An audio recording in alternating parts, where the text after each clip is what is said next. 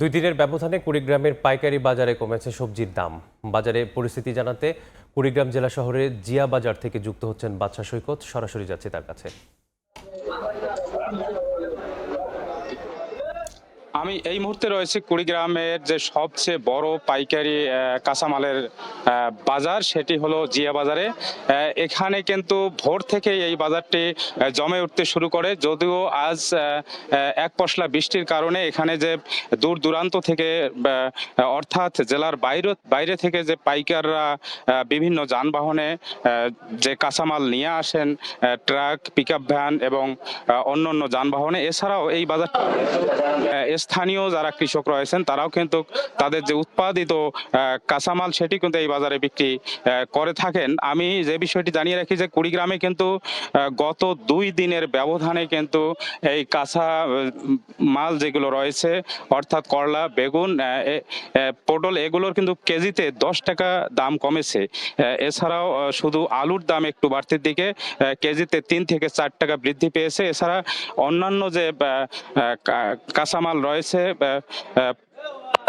আপনার হলো যে চাল কুমড়া এবং মিষ্টি কুমড়া সহ কচু যে রয়েছে সেগুলোতে কিন্তু দাম কমেছে। আর অন্যদিকে যে মশলা জাতীয় যে কাঁচামাল রয়েছে, যে রসুন এবং পেঁয়াজ, মাত্র রসুনের দাম 4 থেকে 5 টাকা বৃদ্ধি পেয়েছে, আর রসুনের দাম কিন্তু স্বাভাবিক রয়েছে।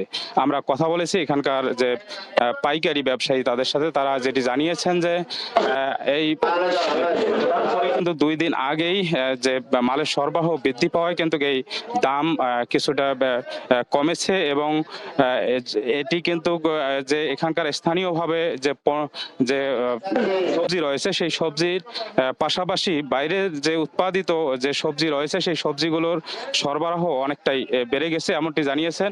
আর যারা খুচরা ব্যবসায়ী রয়েছে তাদের সাথে আমি কথা বলেছি, তারা বলেছেন যে আসলে সবজির দাম দীর্ঘদিন থেকেই কিন্তু বাড়তির দিকে ছিল। বিশেষ করে বেগুন, করলা, পটল, বেগুন এবং করলা প্রতি কেজি বিক্রি হয়েছিল 40 টাকা কেজিতে, সেই প্রতি কেজি করলা এবং বেগুন কিন্তু এখন বিক্রি হচ্ছে 30 টাকা কেজিতে। অন্যদিকে 30 টাকার পটল কিন্তু বিক্রি হচ্ছে 20 টাকা কেজিতে। আর যে বিষয়টি জানিয়ে রাখি যে কুড়িগ্রামের যে সবজির ক্ষেত ছিল, বিশেষ করে পটল ক্ষেত, সেগুলো কিন্তু অতি বৃষ্টির কারণে অনেকটাই নষ্ট হয়ে গেছে। এ কারণে যে সবজির ক্ষেতের যে সবজিগুলো সেগুলো কিন্তু তুলে পাইকাররা, কৃষকরা, তারা কিন্তু বাজারে নিয়ে আসছে এবং এই বাজারটি কিন্তু সরগরম হয়ে উঠেছে। এই ছিল কুড়িগ্রামের সবজির বাজারের সর্বশেষ। যুক্ত ছিলাম কুড়িগ্রাম থেকে।